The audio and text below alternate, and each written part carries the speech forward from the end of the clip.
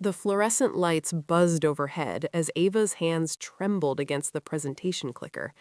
The boardroom felt suffocating, the air thick with tension and expensive cologne. 20 pairs of eyes watched her, waiting, judging.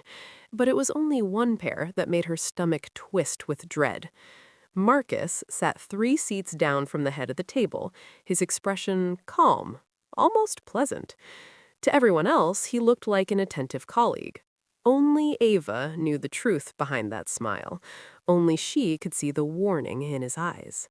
Her ribs still ached from yesterday. The bruise on her left side throbbed with each breath, hidden beneath her carefully chosen navy blazer. The concealer on her cheek felt heavy, a mask that was becoming harder to maintain. 3 months. It had been 3 months since Marcus had cornered her in the storage room after the office party. 3 months since his friendly mentoring had turned into something dark and violent. 3 months of living in fear while pretending everything was fine. "Miss Carter, whenever you're ready," came the voice from the head of the table. Cold, commanding, terrifying in its own right. Jin Park, the owner and CEO of Park Industries, sat perfectly still, his hands folded on the mahogany table. His expression was unreadable, his dark eyes sharp and assessing. Everyone in the company feared him. Rumors swirled about his connections, the way problems disappeared, the way competitors suddenly backed down from deals. Ava had heard the whispers. Korean mafia, underground networks, a man who built his empire on fear and blood money. But she had no choice. This presentation was her chance to prove herself, to show that she belonged in this company, despite being one of the few black women in a building full of white and Asian executives. She had worked 18-hour days for 2 weeks straight, perfecting every slide, anticipating every question.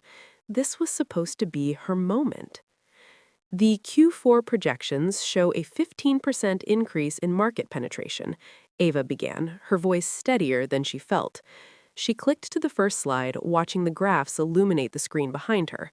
Our primary demographic has expanded significantly in the 18 to 34 age range, particularly in urban markets. If we allocate resources according to this model— "Excuse me, Ava." Marcus's voice cut through your presentation like a knife. She froze, the clicker slipping in her sweaty palm. He leaned forward, his expression concerned, helpful even. "I think you might want to double-check those numbers. When I reviewed the data yesterday, there seemed to be some discrepancies in your methodology." Her heart hammered against her chest. There were no discrepancies. She had checked everything 3 times. But this was his game. He had been playing it for weeks now, undermining her in meetings, spreading doubt about her competence, making sure everyone questioned her work while he maintained his image as the concerned senior analyst just trying to help. "The methodology is sound," Ava replied, fighting to keep her voice level. "I used the same framework that was approved in the strategy meeting last month." "Really?" Marcus tilted his head, his tone dripping with false confusion.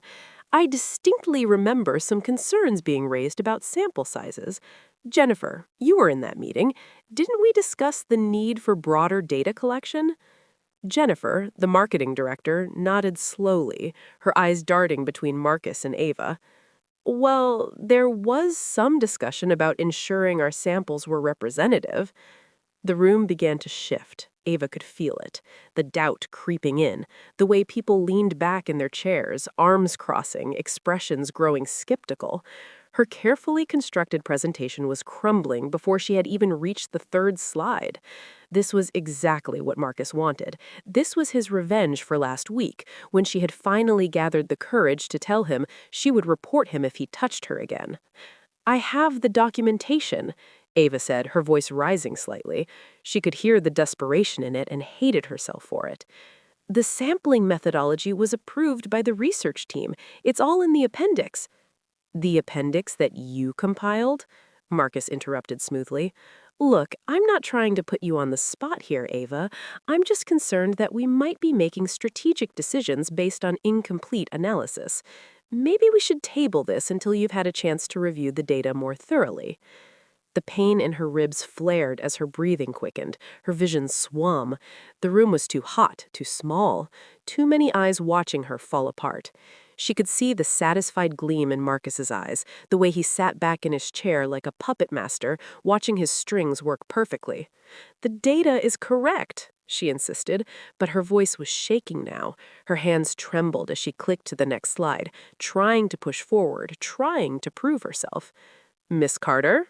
Another voice, this one like ice.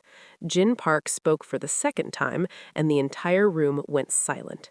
His eyes were fixed on her with an intensity that made her skin prickle. "Are you feeling well?" It was such a simple question, asked with no emotion, no particular concern, but something about the directness of it, the way he was really looking at her, not through her, made something inside Ava crack.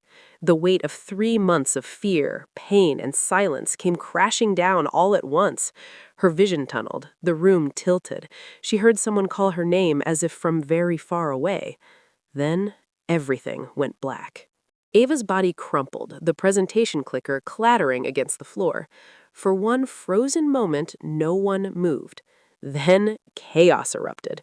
Chairs scraped back, voices overlapped in concern and confusion.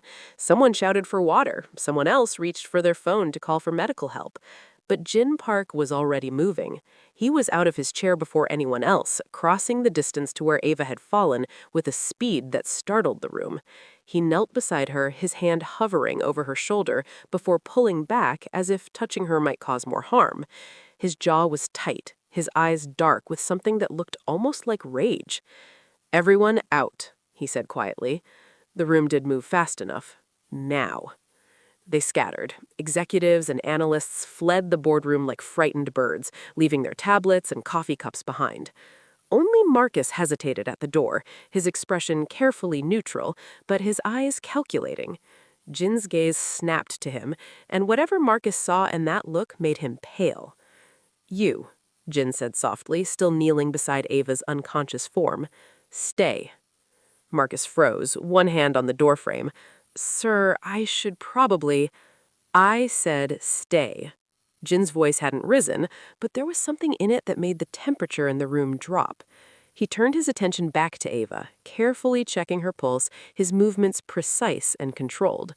When he spoke again, it was to someone outside the room. "Get Dr. Kim here, now, and clear my schedule for the rest of the day."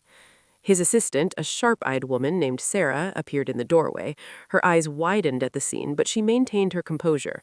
"Right away, sir. Should I call an ambulance?" "Dr. Kim first. He's closer and more discreet."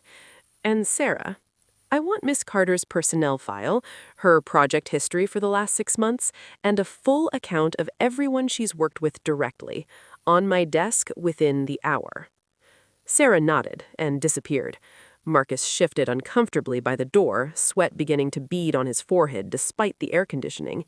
He watched as Jin carefully adjusted Ava's position, making sure her airway was clear, checking for any obvious injuries with the clinical precision of someone who had seen unconscious bodies before. "Sir, I really think we should call paramedics," Marcus said, his voice too loud in the quiet room. "This could be serious, liability issues, you know? If something happens to her and we didn't follow proper procedure." "Liability," Jin repeated the word as if tasting something bitter. He stood slowly, his eyes never leaving Ava's pale face. When he finally looked at Marcus, his expression was blank in a way that was somehow more terrifying than anger. "Tell me, Mr. Reed, what do you think caused Miss Carter to collapse?" Marcus's throat worked as he swallowed. Stress, maybe? The pressure of the presentation? She seemed nervous from the start." If you're enjoying this story, make sure to hit that like button and subscribe for more compelling narratives that will keep you on the edge of your seat. "Did she?" It wasn't a question. Jin moved toward Marcus with slow, measured steps. Each footfall was silent on the boardroom carpet, but they might as well have been hammer blows for the way Marcus flinched with each one. "And you," interrupting her presentation multiple times, questioning her methodology in front of the entire executive team, "you don't think that added to her stress?" "I was just trying to ensure accuracy, sir. It's my job to vet the data." Is it also your job to undermine your colleagues? Jin stopped 3 feet away from Marcus, his hands clasped behind his back. The stance looked casual, almost relaxed, but Marcus was pressed against the wall now, his carefully maintained composure cracking. I've been watching, Mr. Reed. I watch everything that happens in my company. Every meeting, every interaction, every move people make when they think I'm not paying attention. The profanity sounded wrong in Jin's measured tone, like a crack in ice revealing dark water beneath. Marcus's face had gone from pale to ashen. Sir, I don't know what you think you've seen, but I assure you, don't. The single word cut through Marcus's protests like a blade. Jin's eyes had gone cold, empty in a way that made the Mafia rumors seem suddenly, terrifyingly real. Don't insult my intelligence by lying to my face. I know what you've been doing to her. The question is, do you understand what I'm going to do about it? Behind them, Ava stirred. A soft moan escaped her lips as consciousness began to return. Jin's attention snapped back to her immediately, his expression shifting from threatening to concerned in an instant. He moved back to her side, kneeling again. Miss Carter, he said quietly, don't try to move too quickly. You fainted. Medical assistance is on the way. Ava's eyes fluttered open, confusion clouding her vision. The first thing she saw was Jin's face, closer than it had ever been, his dark eyes focused entirely on her. For a moment, she thought she was dreaming. Then the memories came flooding back. The presentation, Marcus, the room spinning. Oh, God. I'm sorry, she whispered, trying to sit up. Pain shot through her ribs and she gasped, her hand going automatically to her side. Jin's eyes followed the movement, narrowing. His hand hovered near hers but didn't touch. Are you injured? He asked, his voice still quiet but with an edge to it now. Beyond the fainting? No, I'm fine. She stopped, her eyes finding Marcus still standing by the door. His face was a mask of barely controlled panic. Something in his expression made her stomach turn. She had seen that look before, right before things got violent. I'm fine, she repeated more firmly. Just stood up too fast this morning, skipped breakfast, low blood sugar probably. The lie came easily. She had gotten good at lying over the past 3 months. But as she looked back at Jin, she realized he wasn't buying it. His eyes were still fixed on the spot where her hand had gone to her ribs, and there was something calculating in his expression, like he was putting together a puzzle she didn't know he could see. Mr. Reed, Jin said without looking away from Ava, you're dismissed. Permanently. The words hung in the air like smoke. Ava's eyes widened. Marcus made a strangled sound. What? Sir, you can't. I can. I am. Security will escort you to collect your personal belongings. You have 30 minutes to leave the building. Any attempts to contact current employees will be considered harassment and dealt with accordingly. Jin's tone was conversational, as if you were discussing lunch plans. I suggest you sign your severance paperwork without argument, unless you'd like me to reconsider the generous terms I'm offering. Marcus opened his mouth, closed it, opened it again. His eyes darted to Ava and she saw the rage there, barely contained, the promise of retribution. But then he looked back at Jin, and whatever he saw made him go very still. He nodded once, stiffly, and walked out without another word. The door closed with a soft click. Ava stared at it, her mind reeling. What had just happened? Why had Jin fired Marcus? Sure, he had been unprofessional during the presentation, but that didn't warrant immediate termination. Unless... Ms. Carter, Jin's voice pulled her attention back to him. He was still kneeling beside her, close enough that she could see the precise way he'd shaved that morning, the faint scar above his left eyebrow. I'm going to ask you a question, and I need you to answer honestly. Can you do that? Fear spiked through her. What did he know? How much had he seen? Yes, sir? Has Marcus Reed ever put his hands on you? The directness stole her breath. No one had ever asked her that, not with such certainty, such absolute expectation of the truth. She wanted to lie. Every instinct screamed at her to protect herself, to maintain the facade, to not make waves. But something in Jin's eyes stopped her, something that said he already knew, and he was simply giving her the chance to confirm it. "Yes," she whispered. The word felt like jumping off a cliff. Jin's jaw tightened. He nodded once as if something had been decided. Then he pulled out his phone, typing rapidly. "Dr. Kim will be here in 5 minutes. He's going to examine you, document any injuries. You don't have to explain anything to him. He works for me, and he's discreet." "Mr. Park, I don't think that's necessary." "It is." He looked at her again, and there was something in his expression she couldn't quite read. Anger, yes, but beneath it something that looked almost like pain. "You're going to take the rest of the week off. Paid, obviously. When you come back, you'll report directly to me. I'm moving you to a new project, one that does not require you to interact with anyone from your old team." "But my presentation was excellent." Jin's phone buzzed and he glanced at it. "Your data was sound, your analysis was thorough, Marcus Reed was sabotaging you, and everyone in that room with half a brain cell knew it. The presentation will be rescheduled next week. You'll deliver it without interruption." Ava's throat tightened with unexpected emotion.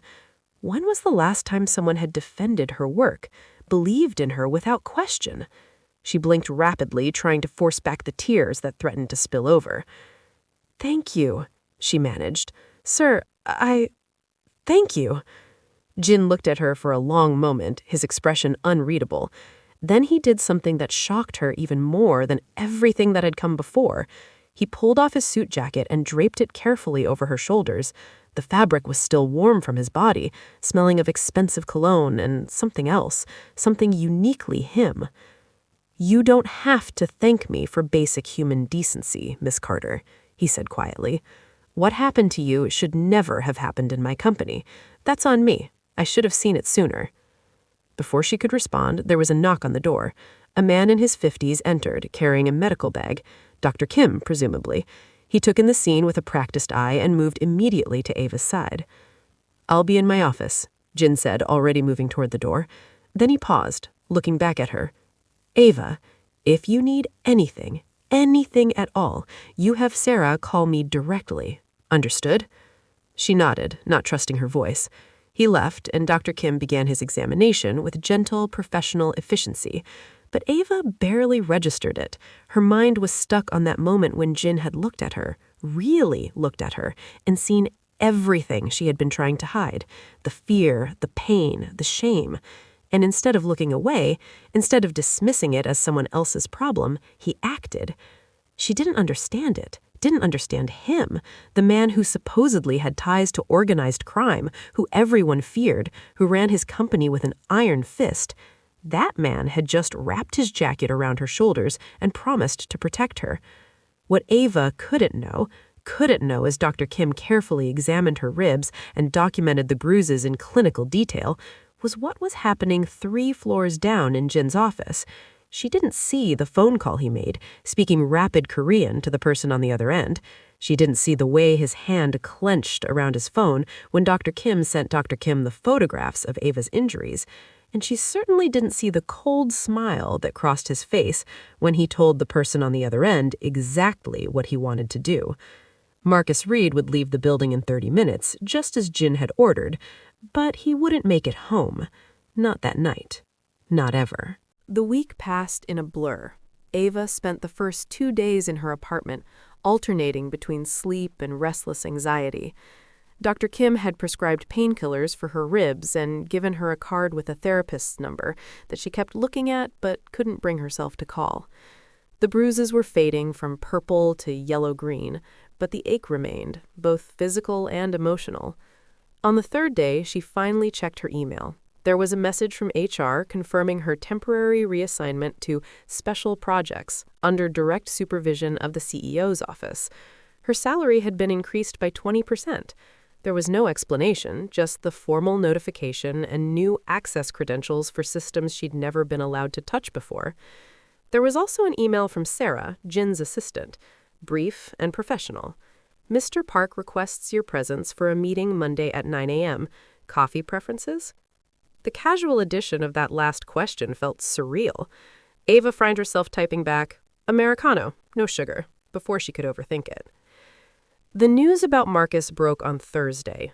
Ava was scrolling mindlessly through her phone when she saw the headline, "Senior Analyst Missing After Leaving Work Tuesday Evening." Her blood ran cold as she read the article. Marcus's car had been found abandoned near the waterfront.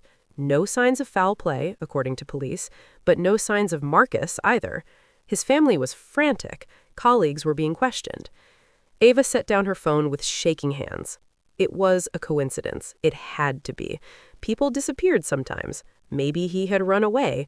Maybe he had gambling debts or a secret life. Maybe it had nothing to do with what happened in that boardroom. But she kept thinking about Jin's eyes, the cold emptiness in them when he had looked at Marcus, the absolute certainty in his voice when he said he knew what had been happening. That's what he had said, or implied. She couldn't quite remember now. Don't forget to drop a comment below and let us know what you think is going to happen next. Your engagement means everything to us. By Friday, Ava was climbing the walls of her apartment.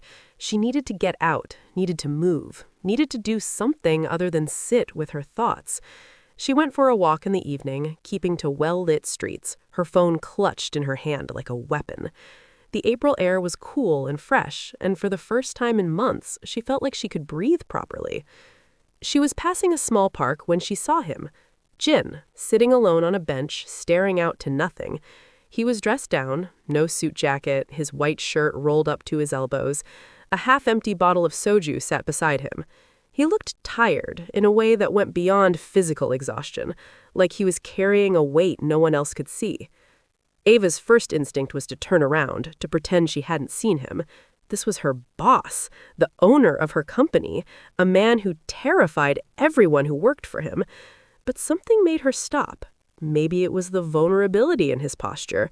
Maybe it was the fact that for 3 days straight, she had been thinking about him, trying to reconcile the cold executive with the man who had draped his jacket over her shoulders. She walked over before she could talk herself out of it. "Mr. Park?" His head turned, and for a moment she saw something flash across his face. Surprise, maybe? Or concern? Then his expression smoothed into something more neutral. "Miss Carter, you're looking better." "I am, thank you." She gestured to the bench. "May I?" He nodded, moving the soju bottle to make room. She sat, leaving a careful distance between them. For a moment, neither of them spoke.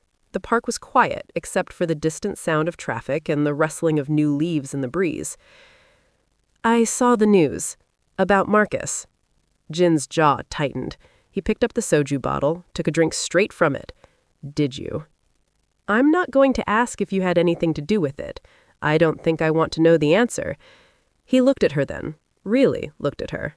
"That's probably wise." "But I need you to understand something." Ava turned to him fully. "What he did to me was wrong. What he did was criminal. I should have reported him, should have pressed charges, should have done a lot of things I didn't do because I was scared and ashamed, and I didn't think anyone would believe me." Jin remained silent, his eyes fixed on hers. "But whatever happened to him, however you handled it, that's on you, not me. I didn't ask for this. I didn't want this.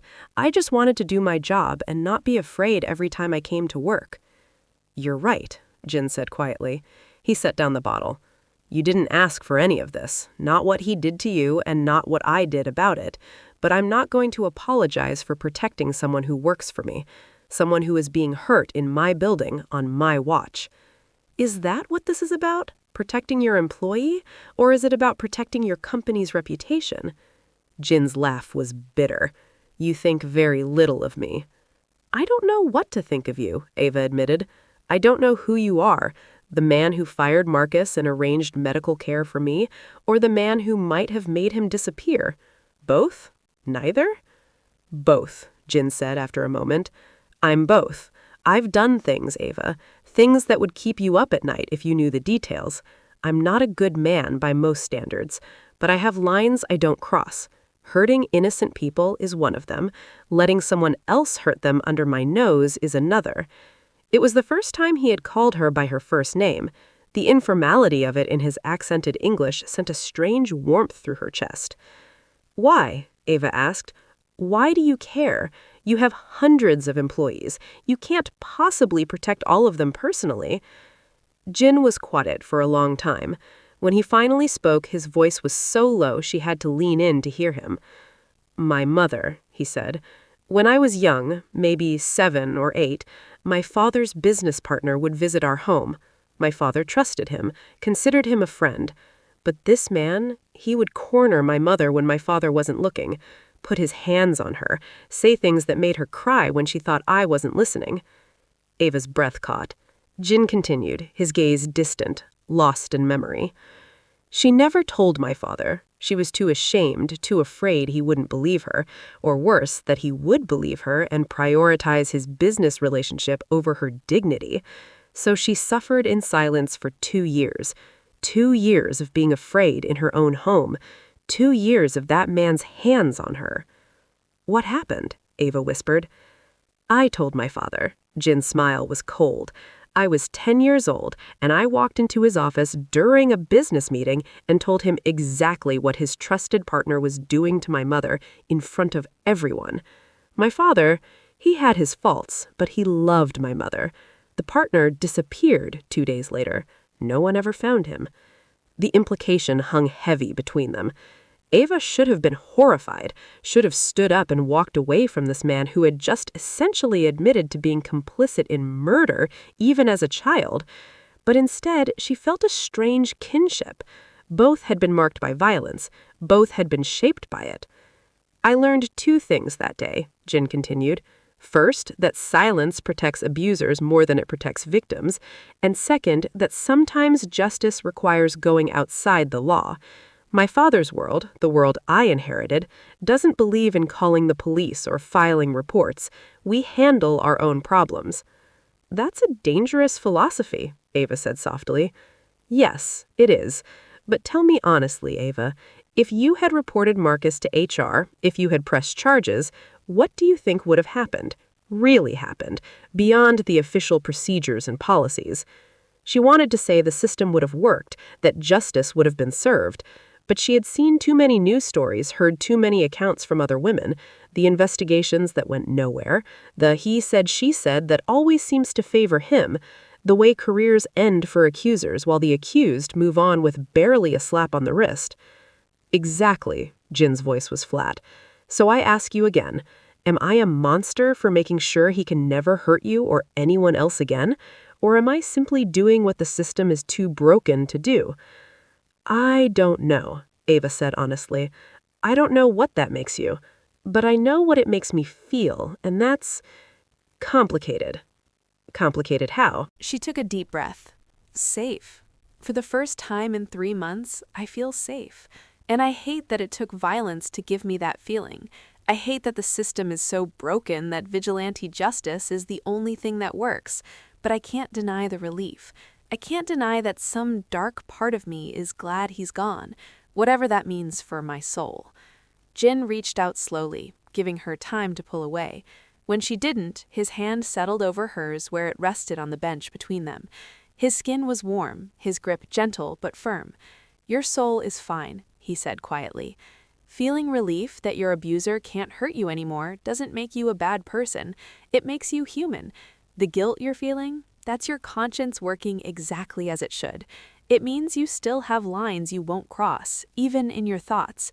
That's more than most people can say." They sat like that for a while, hands touching, watching the evening deepen into night. Ava knew she should pull away, knew this was crossing a line between boss and employee, between the world she understood and the dangerous one he inhabited. But she didn't move.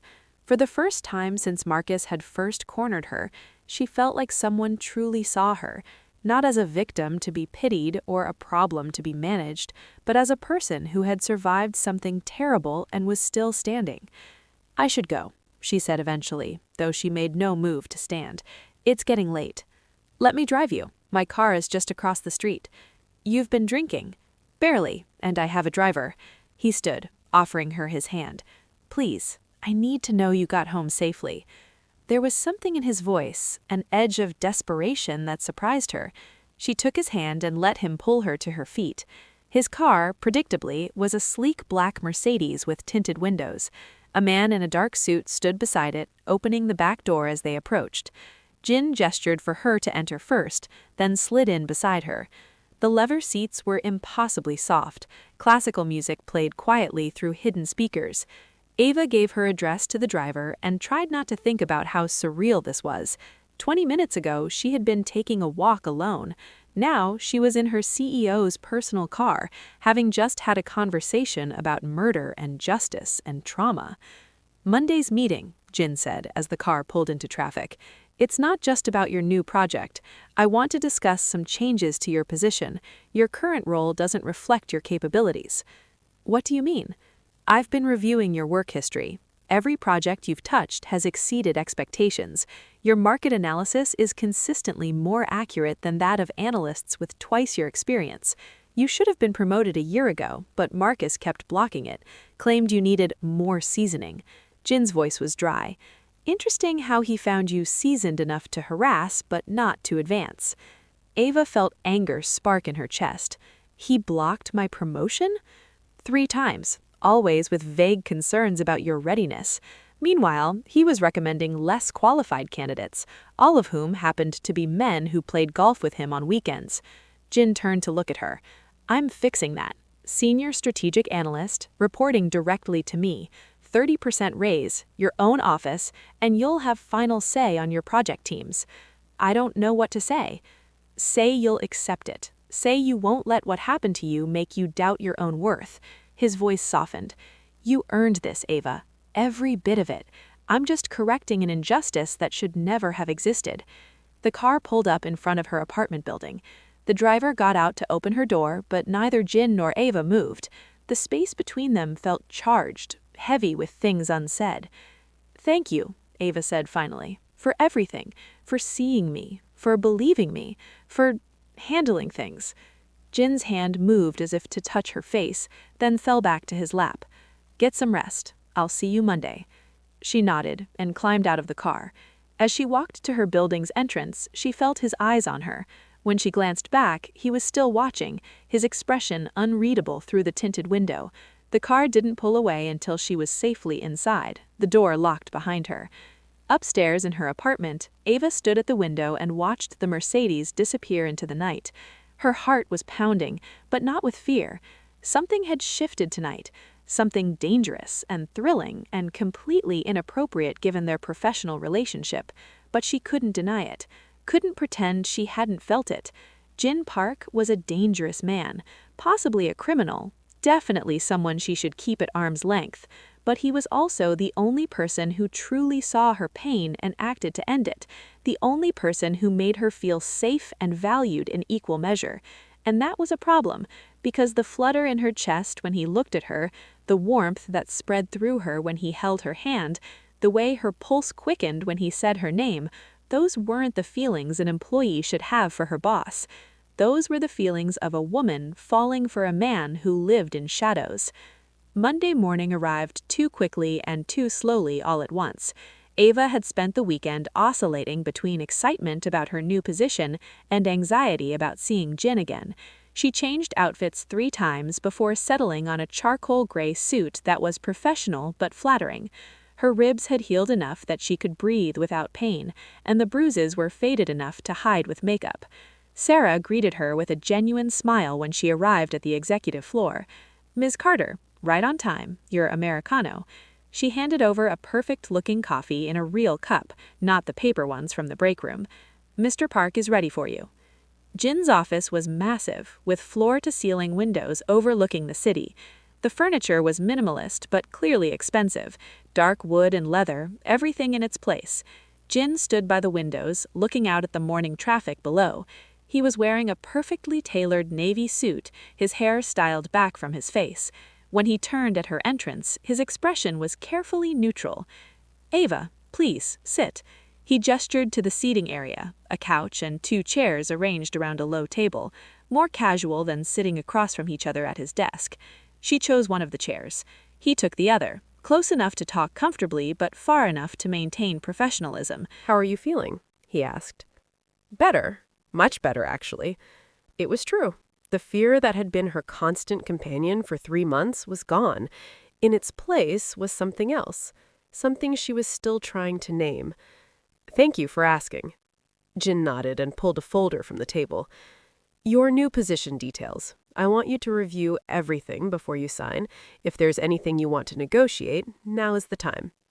Ava took the folder, scanning the documents inside.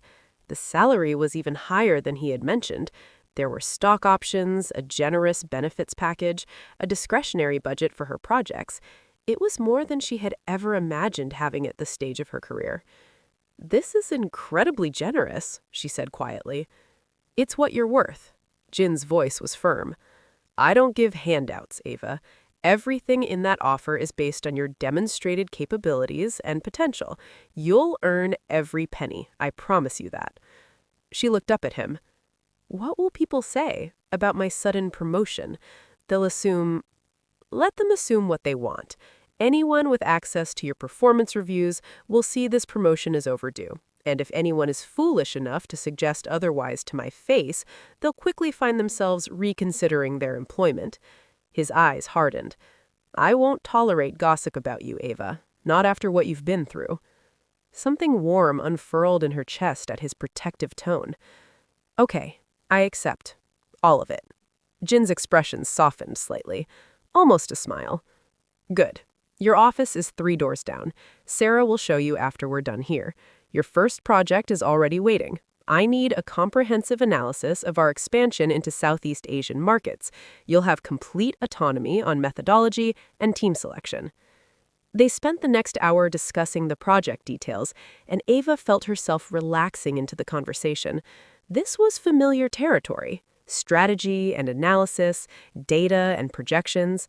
Jin was sharp, asking questions that challenged her thinking, but never dismissed her ideas. He treated her like an equal, a colleague whose expertise he valued. It was intoxicating. "There's one more thing," Jin said as she was gathering her things to leave. "The company counselor, Dr. Michaels, I'd like you to consider meeting with her. Not because I think you need it, but because trauma has a way of surfacing when you least expect it. Having someone to talk to, someone bound by confidentiality, could be valuable." Ava hesitated. "I appreciate the thought, but—" "It's not a requirement," Jin clarified quickly. "Just a suggestion. I've used her services myself. She's excellent at helping people process difficult experiences." He paused, then added more softly, "What happened with my mother, I carried that weight for years because I thought talking about it made me weak. I was wrong. Don't make my mistake." The vulnerability in his admission touched something deep in Ava. "I'll think about it," I promised. "And thank you for caring enough to suggest it." Their eyes met and held. The air between them felt thick, charged with something neither of them was quite ready to acknowledge. Jin stood first, creating distance, and Ava followed. "Welcome to your new position, Miss Carter. I'm looking forward to working with you more closely." If you've made it this far, don't forget to like this video and share your thoughts in the comments. We love hearing from you. The weeks that followed fell into a pattern. Ava threw herself into her new project, assembling a team of analysts who were smart, motivated, and refreshingly free of Marcus's toxic influence. Her office became a sanctuary, a space where she felt safe and valued. She had lunch with her team, coffee with Jin to discuss progress, and gradually she began to remember what it felt like to enjoy her work again. Jin was a constant presence, though he maintained careful professionalism. He reviewed her work, challenged her assumptions, praised her insights. Their meetings were the highlight of her week, even when she told herself they shouldn't be, because underneath the business discussions, there was something else. The way his hand would brush hers when passing documents, the way his eyes would linger when he thought she wasn't looking, the way he always made sure she got home safely on late-night work nights, either calling her a car or, on one memorable occasion, driving her himself. It was during one of those late nights, 6 weeks after her promotion, that things finally shifted. They were alone in his office, reviewing final projections for the Southeast Asian expansion. The building was quiet, most employees long gone. Ava was explaining a particularly complex market analysis when she noticed Jin wasn't looking at her presentation. He was looking at her. "Is something wrong?" she asked. Jin was quiet for a moment. Then he set down his pen and leaned back in his chair. "This is inappropriate," he said finally. Ava's heart stuttered. "What is?" "The way I look at you. The way I find excuses to call you into my office. The way I think about you when I shouldn't." His voice was low, controlled, but there was something raw beneath it. "You work for me. You've been through trauma. There's a massive power imbalance here. By every professional standard, I should maintain strict boundaries." "Then why don't you?" Ava's voice was barely above a whisper. "Because I'm selfish. Because every time you walk out of this office, I have to fight the urge to ask you to stay. Because when I see you smile at something your team accomplished, I want to be the reason for that smile." He stood abruptly, moving to the windows, putting distance between them. "I'm telling you this because you deserve honesty, and because I need you to tell me to stop, to maintain professionalism, to forget I said any of this." Ava stood too, her legs unsteady. She should do exactly what he was asking, should maintain boundaries, should protect herself from getting involved with her boss, especially one with Jin's dangerous connections. But her heart was racing for entirely different reasons than fear. "What if I don't want you to stop?" she said. Jin turned, his eyes dark and intense. "Ava," she continued, moving toward him, "you saved me, not just from Marcus, but from drowning. I was suffocating in fear and silence, and you saw me, really saw me. You didn't look away. You didn't tell me to handle it through proper channels. You just acted. That doesn't mean—" "I know what it means." She stopped in front of him, close enough to see the tension in his jaw, the way his hands were clenched at his sides. "I know about trauma and power dynamics and all the reasons this is a bad idea. I've been to 3 sessions with Dr. Michaels, and she's helped me understand so much about what I've been through. But she's also helped me understand that healing doesn't mean shutting yourself off from feeling anything.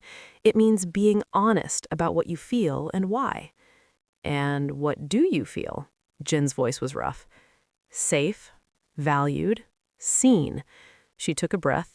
"And something else. Something that makes my heart race when you walk into a room. Something that makes me look forward to our meetings more than I should. Something that's probably inappropriate and definitely complicated, but it's real."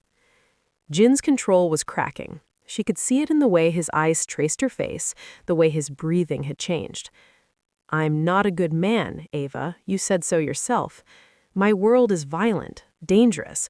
People get hurt just for being close to me. You're also the man who wrapped his jacket around me when I was vulnerable, who made sure I got medical care, who promoted me based on my merit, who suggested I talk to a therapist instead of just pushing me to get over it." She reached up, her hand hovering near his face. "You're complicated, contradictory, but you're not the monster you think you are." His hand came up, catching hers before she could touch his face, but he didn't push her away. Instead, he held it, his thumb tracing circles on her palm. "If we do this," he said quietly, "if we cross this line, there's no going back. People will talk, they'll say terrible things about you, about us. In my world, Ava, my world doesn't have clean exits. Once you're in it, truly in it, you can't just walk away." "I know." And she did. She had spent the last 6 weeks researching Jin Park, learning about his family's history, the whispers of mafia connections, the way he moved in circles most people never saw. She knew what she would be walking into. "I'm choosing this anyway. I'm choosing you, as long as you're choosing me for the right reasons." "What are the right reasons?" "Because you see me as an equal, because you respect my mind as much as anything else. Because this isn't about saving me or feeling guilty about what happened. It's about wanting to know me, the real me, and letting me know the real you." "I do see you as an equal. Your intelligence intimidates me sometimes. And this is absolutely not about guilt or rescue. It's about the fact that you're the first person in years to look at me and see past the reputation, to see the parts of me I've kept hidden." "Then stop fighting it," Ava whispered. "Stop pushing me away." He studied her face for a long moment, and she could see the internal war he was fighting. Then something shifted in his expression, a decision made. He pulled her closer, slowly, giving her every chance to change her mind. When she didn't pull away, when she leaned into him instead, His mouth finally met hers. The kiss was gentle at first, almost hesitant, as if he was afraid of breaking her. But when Ava's arms came around his neck, when she pressed closer, something in Jin unleashed. The kiss deepened, became urgent, months of carefully maintained distance collapsing in an instant. His hands moved to her waist, holding her against him, and Ava felt the world tilt on its axis. This was different from anything she had felt before. This wasn't the toxic push-pull of Marcus's manipulation. This was mutual, respectful, electrifying. When they finally broke apart, both breathing hard, Jin rested his forehead against hers. "We should talk about how this changes things, professionally, ethically." "We will," Ava agreed, "but not tonight. Tonight, can we just be, without analyzing or worrying about what people will think?" Jin smiled, and it transformed his face. She had never seen him truly smile before. It made him look younger, less burdened. "Tonight, we can just be," he agreed. Then his expression grew serious again. "But tomorrow, we do this right. We document everything. I'm moving you to a different reporting structure, so I'm not directly supervising you. No one gets to question whether your achievements are earned." "Okay," Ava said softly. "We do it right." He kissed her again, and this time it was slower, deeper, full of promise. When they finally left his office, hours later, leaving separately so as not to fuel gossip, Ava felt like a different person than the one who had collapsed in that boardroom months ago. She had been broken then, barely holding herself together. Now she was healing, growing stronger, and allowing herself to feel something real with someone who saw her completely. The next few months were a delicate balance. Jin was true to his word, moving Ava to report to the chief strategy officer while still collaborating with her on projects. They were careful at work, maintaining professionalism, even as their relationship deepened outside the office. They had dinner at quiet restaurants, walked through parks at night, slowly shared the parts of themselves they kept hidden from the world. Jin told her about his childhood, growing up in a family where violence was currency and loyalty was everything. He showed her the scars, physical and emotional, that had shaped him. And gradually, he introduced her to the other side of his life, the meetings with men in expensive suits who spoke in coded language, the phone calls in Korean that he would take at odd hours, the security detail that she only noticed after he pointed them out. It should have scared her. On some level it did. But Ava also saw how Jin navigated that world with honor, by his own code. He protected the people he worked for him, he punished those who preyed on the vulnerable, he built legitimate businesses even as he maintained connections to less legitimate ones. He was a complicated man in a complicated world, trying to do right by the people he cared about. Ava, for her part, continued to thrive professionally. Her Southeast Asia analysis led to a successful expansion that exceeded all projections. She built a reputation as one of the sharpest strategic minds in the company. People respected her work, and if there were whispers about her relationship with Jin, they were silenced by her undeniable results. Then, 3 months after their first kiss, everything almost fell apart. Ava was working late in her office when she received an email from an unknown subject. No subject line, just an attachment.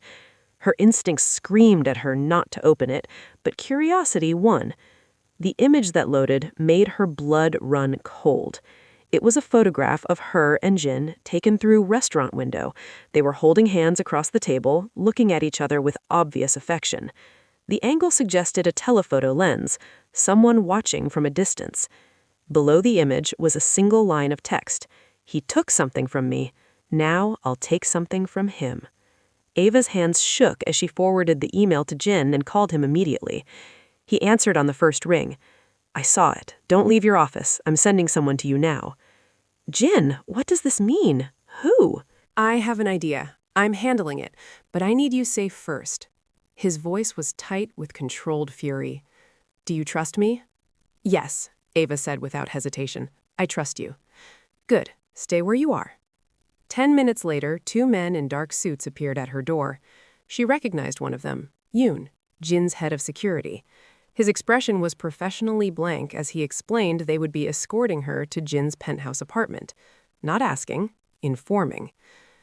The ride was silent, tense. They took her to a high-rise in the financial district, using a private elevator that required a keycard. Jin was waiting when the doors opened, still in his work clothes, but with his tie loosened and his sleeves rolled up.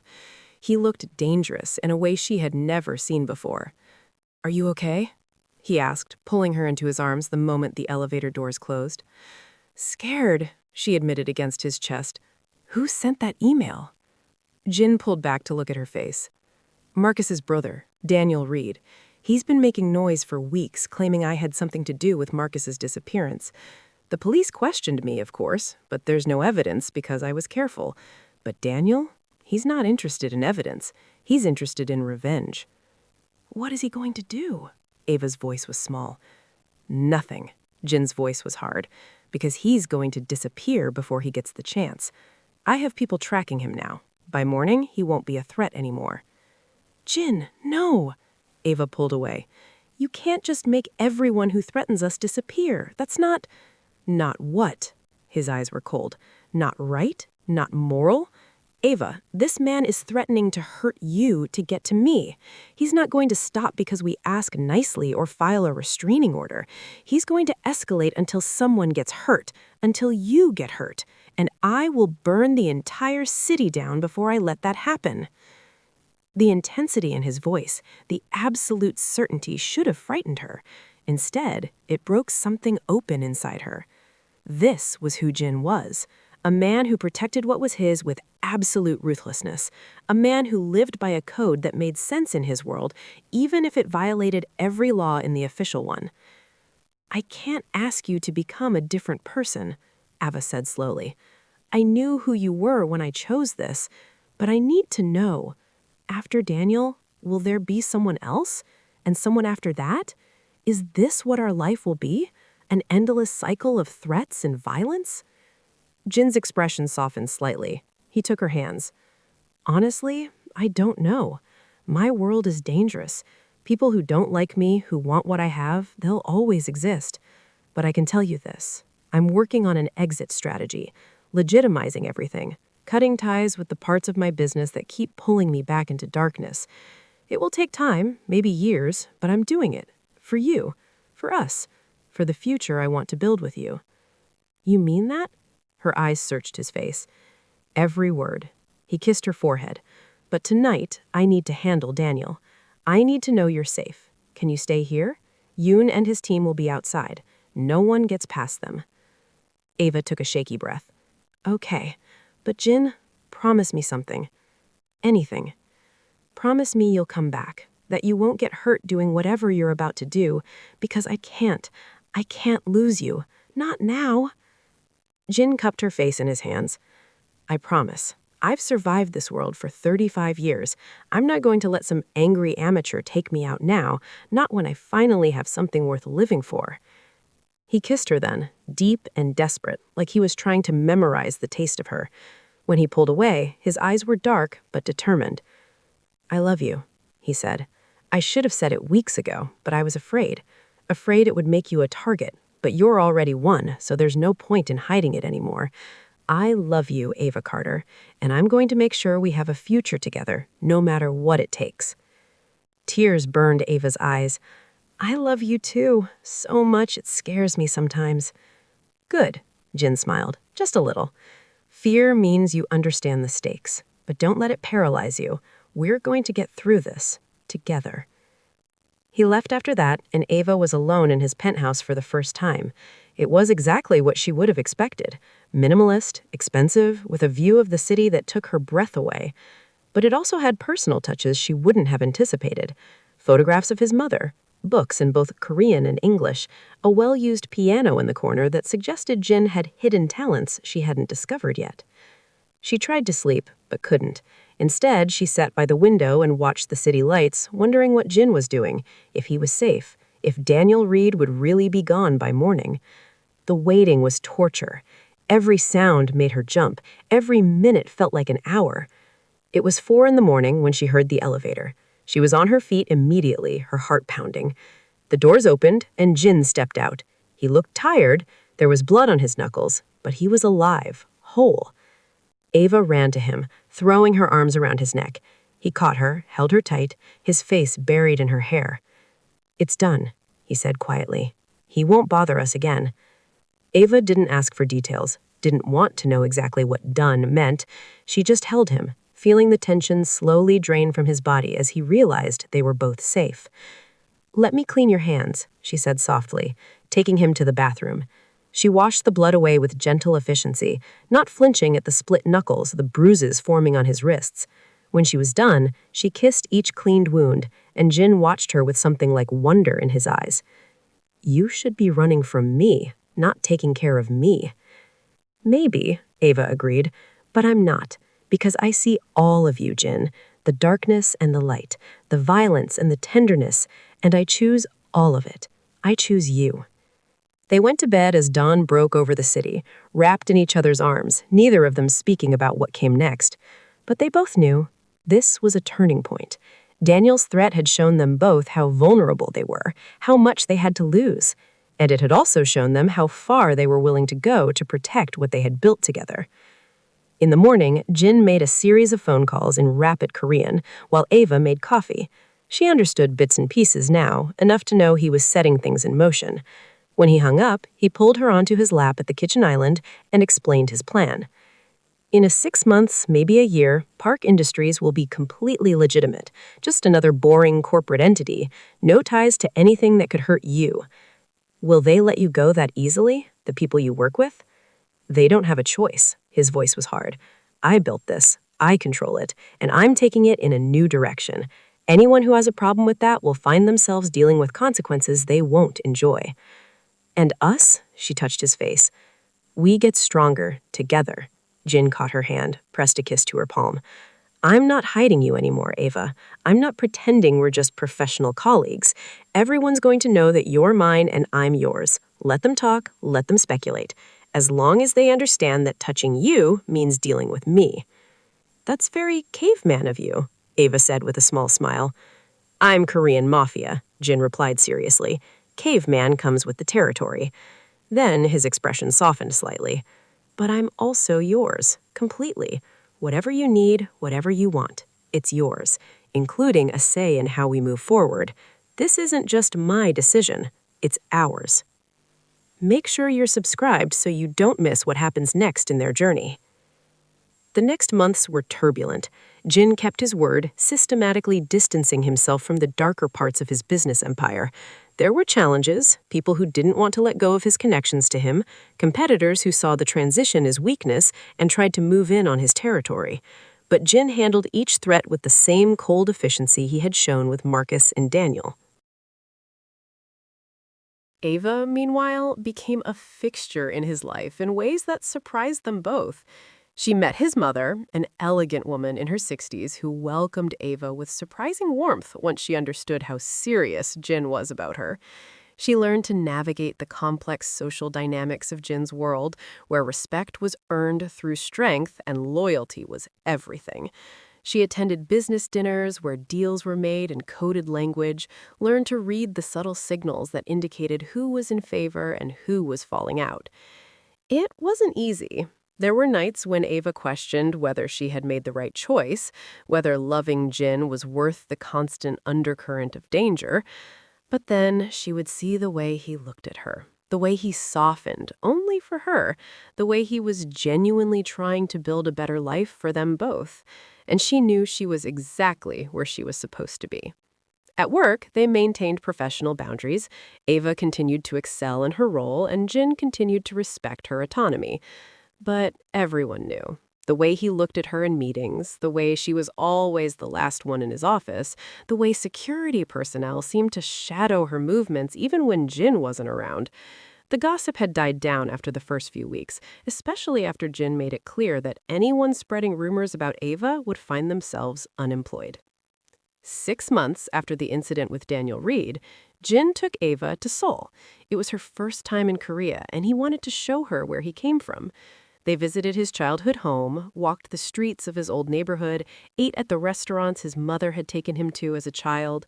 And one evening, as they stood on a bridge overlooking the Han River, Jin pulled a small box from his pocket. "I know this is fast," he said, opening the box to reveal a stunning diamond ring.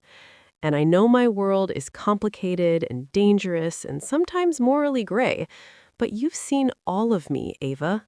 The worst parts and the parts I try to keep hidden, and you've chosen to stay anyway, so I'm asking you to stay forever.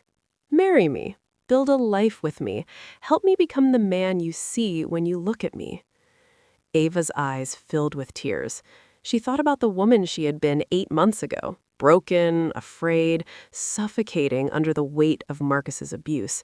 She thought about how Jin had seen through her carefully maintained facade, how he had protected her without making her feel weak, how he had given her the space to heal while showing her it was safe to love again. Yes, she said through her tears. Yes, I'll marry you. I'll stay forever. Jin slid the ring onto her finger with shaking hands, then pulled her into his arms. They stood there as the sun set over Seoul, two people from different worlds who had found each other in the darkness and chosen to build something light together. The wedding came 3 months later. Small, intimate, just family and close friends. Jin's mother cried through the entire ceremony. Ava's parents, who had flown in from Atlanta, looked slightly overwhelmed by the whole thing, but couldn't deny the obvious love between their daughter and this complicated Korean man who treated her like she was made of something precious.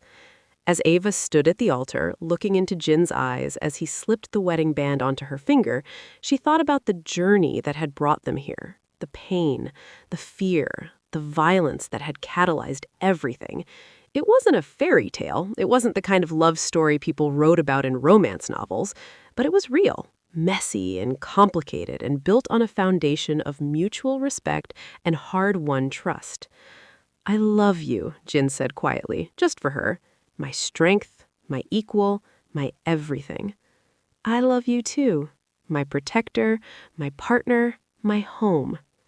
They kissed to applause and cheers, and Ava knew that whatever challenges lay ahead, and there would be challenges, she had no illusions about that, they would face them together. She had been broken once, nearly destroyed by a man who took pleasure in her pain, but she had survived, healed, and found someone who saw her scars not as weaknesses, but as proof of her strength. 1 year later, Ava stood in Jin's office. Their office now, as she had moved into the executive suite with the title of Chief Strategy Officer. She was reviewing the final documents for Park Industries' complete restructuring. Every connection to Jin's old world had been severed. The company was now exactly what it appeared to be, a legitimate multinational corporation with no shadows lurking in the corners. Jin came up behind her, wrapping his arms around her waist and resting his chin on her shoulder. "What are you thinking?" he asked. "I'm thinking about how far we've come, how different everything is from that day in the boardroom when I collapsed. Do you regret it? Any of it?" Ava turned in his arms to face him. "I regret what Marcus did to me. I regret that he made me feel powerless and afraid. But I don't regret what came after. I don't regret you seeing me, protecting me, loving me. I don't regret choosing to love you back, even knowing all the complications that came with it." Jin smiled, that soft smile reserved only for her. "Good, because I have something to tell you." "What?" "I've been contacted by a foundation that works with domestic violence survivors. They want to start a corporate partnership program, and they've asked if Park Industries would be interested in being a founding sponsor." He paused. "I thought maybe you'd want to help design the program, use your experience, your insights, to help other women who are going through what you went through." Ava's eyes filled with tears. "Really?" "Really. You turned your pain into strength, Ava. Maybe you can help others do the same. Not through violence, like I did, but through support, resources, and real systemic change." "Yes," she said through her tears. "Yes, I want to do that."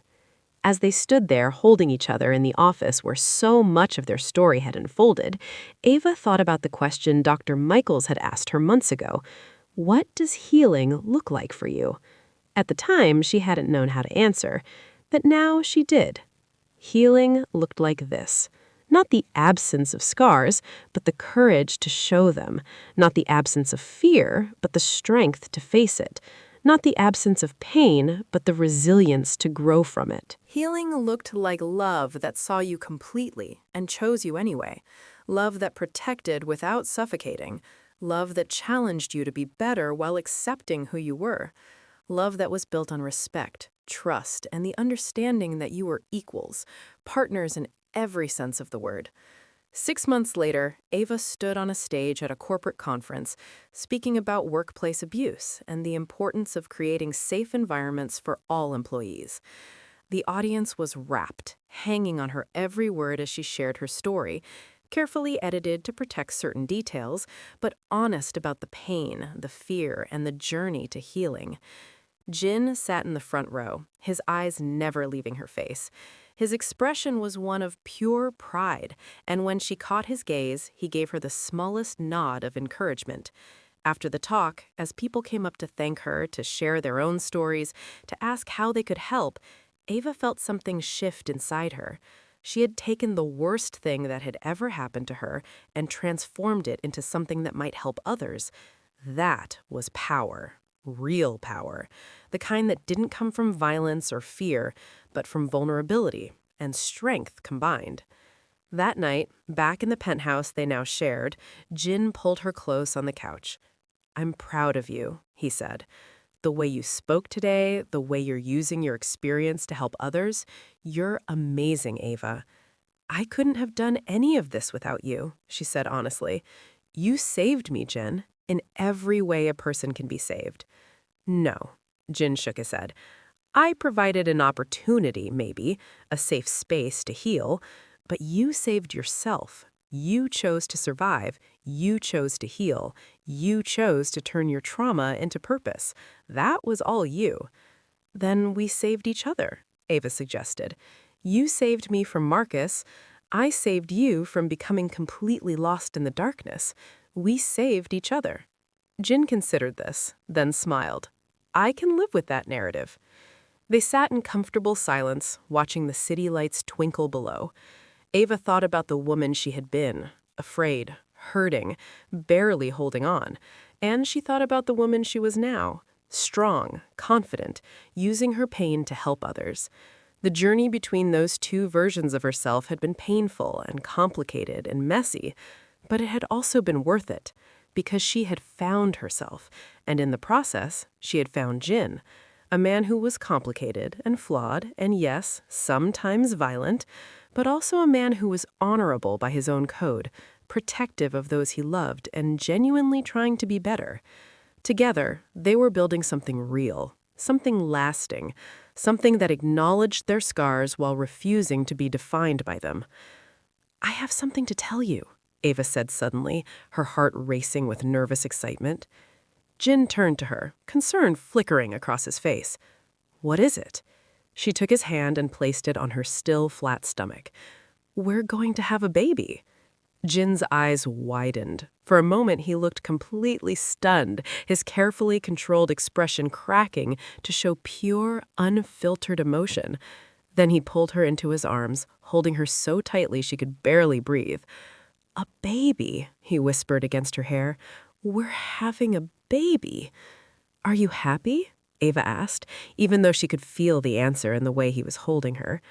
"Happy doesn't begin to cover it," Jin said, pulling back to look at her face, his eyes bright with unshed tears. "Terrified, yes, because I want to be a good father and I'm not sure I know how. But happy, so incredibly happy." "You'll be a great father," Ava said firmly.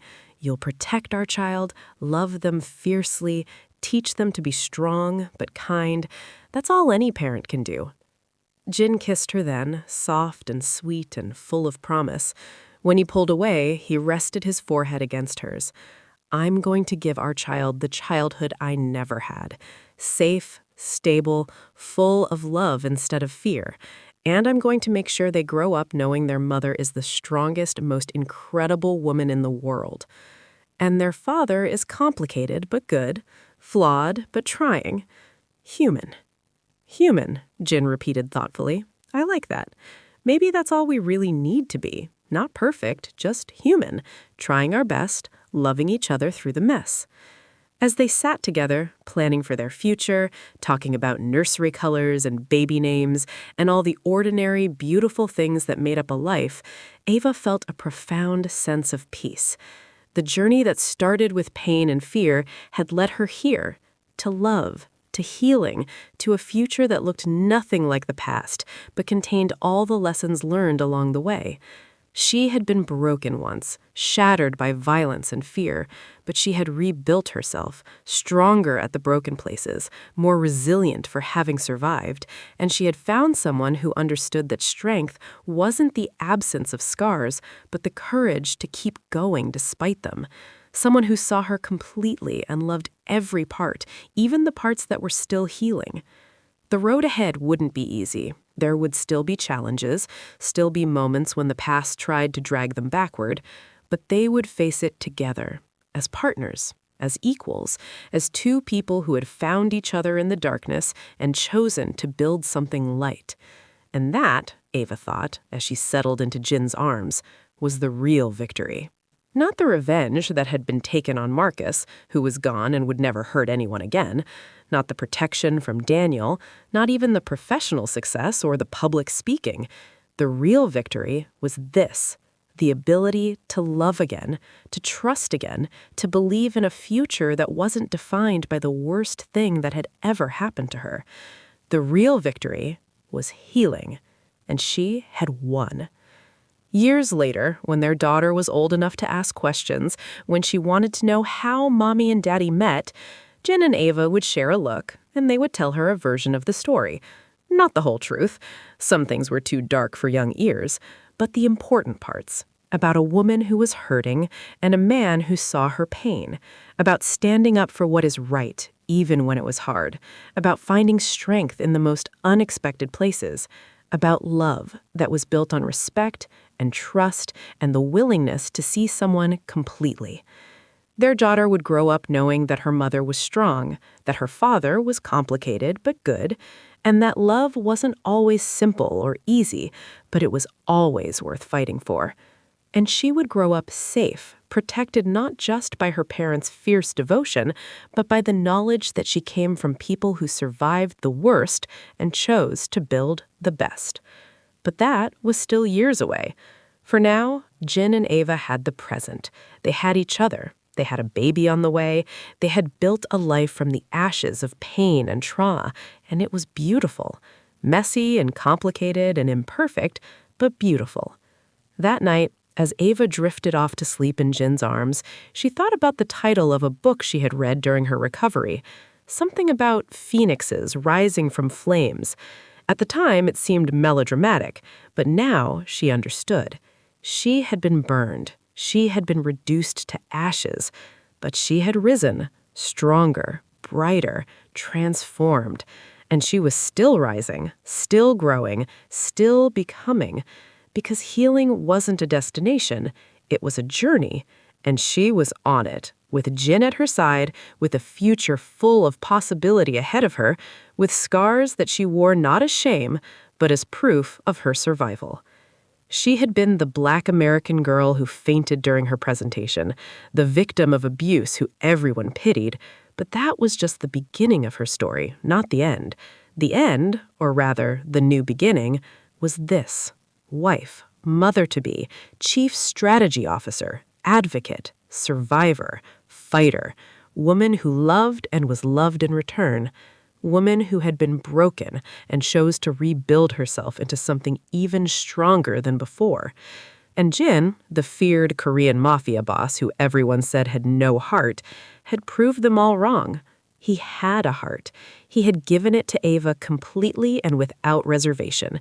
And in doing so, he had found his own healing, his own redemption, his own chance at becoming more than the violence of his past.